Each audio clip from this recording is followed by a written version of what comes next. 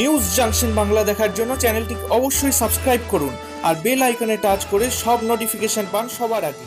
Like, comment এবং share করতে ভুলবেন না। ভালোভাবে দেখছি এটা, যারা জয়েন করে তাদেরকে দেখুন তারা কি বলছে। তারা যুবক ছেলে, তারা বিভ্রান্ত ছিল এতদিন।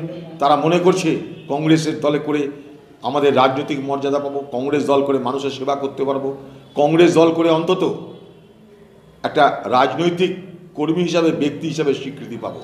কারণ তৃণমূল দল তো কোনো রাজনৈতিক দল নয়, তৃণমূল দল একটা গ্যাং।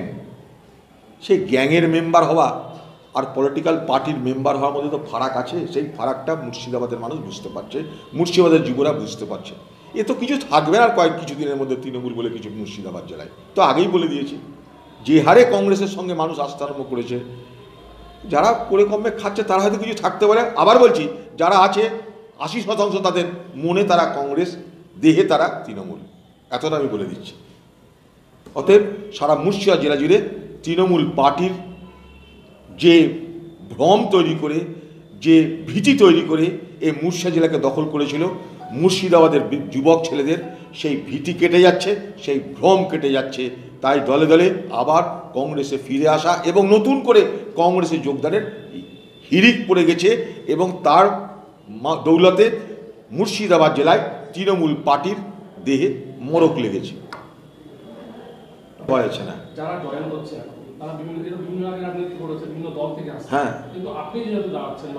না না এটা আমার লোকসভার দাঁড়ানোর জন্য না, না না, তো রানীনগরে হচ্ছে, তোমার জঙ্গিপুর থেকে আসছে, সব জায়গা থেকে তো আসছে, সারা মুর্শিদাবাদ জেলা জুড়ে আসছে। আজকে বেলডাঙ্গা থেকে এসছে, কিন্তু এর আগে যতবার জয়েনিং হয়েছে তোমরা রেকর্ড দেখো, সব তো অন্যান্য ব্লক থেকে এসছে। সারা মুর্শিদাবাদ জেলা জুড়ে একই চেহারা। সারা মুর্শিদাবাদ জেলা জুড়েই তৃণমূলের ভাঙন অব্যাহত এবং সেই ভাঙনের দৌলতে যেটা প্রবণতা, সেটা কি, তৃণমূল ভেঙে আসছে কোথায়, লক্ষ্য করার এইটাই, তৃণমূল ভেঙে আসছে কংগ্রেসে।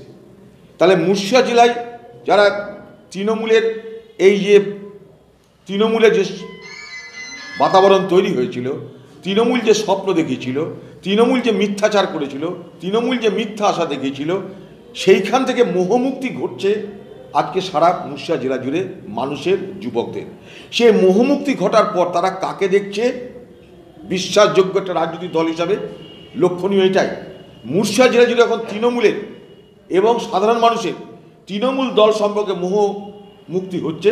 তখন তারা বিশ্বাসযোগ্য দল হিসাবে কংগ্রেসকে মনে করছে যে কংগ্রেসকে আমরা বিশ্বাস করতে পারি। এটাই আমাদের কাছে একটা খুবই পজিটিভ সাইন।